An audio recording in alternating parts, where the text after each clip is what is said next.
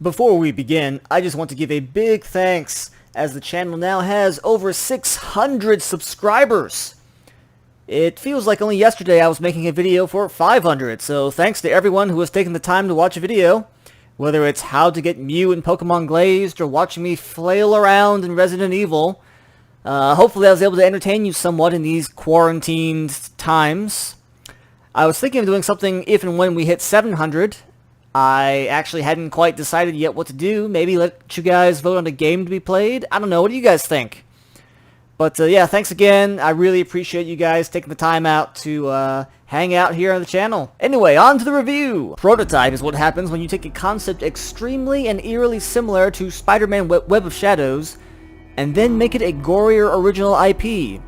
So being an original gorier IP means that it has all the advantages and disadvantages of not having the Spider-Man name to carry it.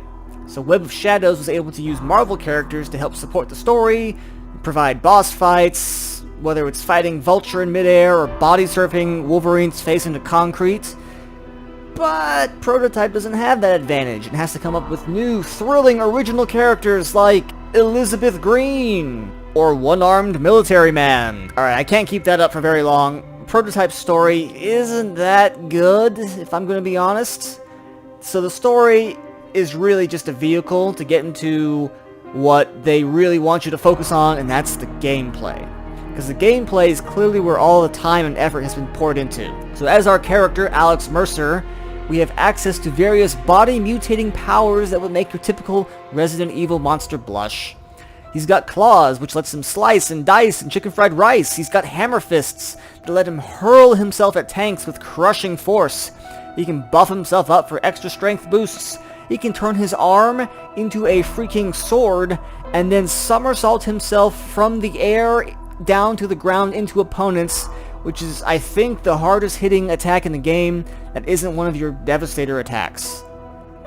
The Devastators themselves are massive super moves. You can make massive spikes sprout up, do a hentai tentacle attack, or just do a concentrated hyper beam of exploding flesh.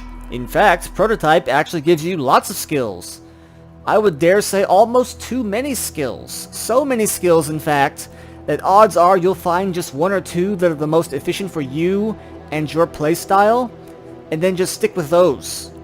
So in my case, I stuck with the Whip Fist and the Blade. So the Whip Fist is quite simply one of the best options you have in the game, period. You can poke enemies from a distance, sweep away weak enemies, hijack helicopters. Overall, it's quite amazing. And the Blade is a hard-hitting heavy weapon, and which really I just use the air dive attack. It's so good. It destroys tanks, it destroys hunters, it's so good. But really, that's what this game has. It has options. So, for example, let's take one mission. So Blackwatch, which is the secret government organization that wants to contain the virus spreading through New York City, has this prototype tank to destroy these armored mutant hives. And your job in this mission is to defend it. So you could fly around using your monster abilities to defend it. So you're fighting the monsters and you're fighting the military, both of whom want to kill you even as they kill each other. Or you can just infiltrate the military and fight with them and only have to worry about the monsters. And the military treats you as an ally because you fooled them into thinking you are an ally. So you aren't railroaded into helping them a certain way, only that you do help them for that mission. You can sneak around a base and slowly gobble up key personnel for upgrades on the sly, or just rampage around and kill them all. Or do both. The only limits you have are that abilities are locked by two things. 3 if you count military skills. So first you have story progression, then you have consuming key personnel, which lets you drive tanks, learn how to pilot helicopters. Somehow consuming them gives you more ammo in your gun. Not sure how that works. And there's also just regular XP to spend on skills. So once you've progressed enough in the story to unlock everything, and you've consumed all the right people, the rest is simply grinding out the necessary XP. Personally, I found the fastest way to do that is just do abortions on hunters in their water towers before they hatch, and then blow up hives and bases. Easy money. Or evolution points. as it's called in this game. So it's because of all these options that Prototype is actually a game I would recommend playing on the easy difficulty. Yes, the easy difficulty. Because nothing is more frustrating than wanting to smash something in a really cool way, only to get interrupted by sniper tanks, or a hunter plowing through you because they started their animation and good luck knocking them out of it. Play on easy, and you'll feel like the unstoppable monstrosity that the game supposedly trusts you as.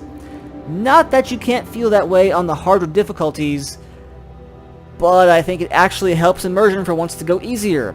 Some games need high difficulty, others don't. Personally, I think easy is the way to go for this game. This game, Prototype, it's not my favorite game in the world. Despite the plethora of options available gameplay-wise, the story, again, is a bit lacking. Some of it's kind of fed to you via these web of intrigue nodes, where it's basically consume a person and you get their memories, and that unlocks like additional story bits throughout the game. I did play the PC version, and I did have to download a few things to spruce it up a bit, mainly sound fixes, so the sound in the cutscenes was horribly low. I had to download a manual fix for that. I also had to download increased resolution so I could actually play it in 1080p, because I believe the highest it went was 720p. You know, that kind of thing. Nothing too difficult to get my hands on.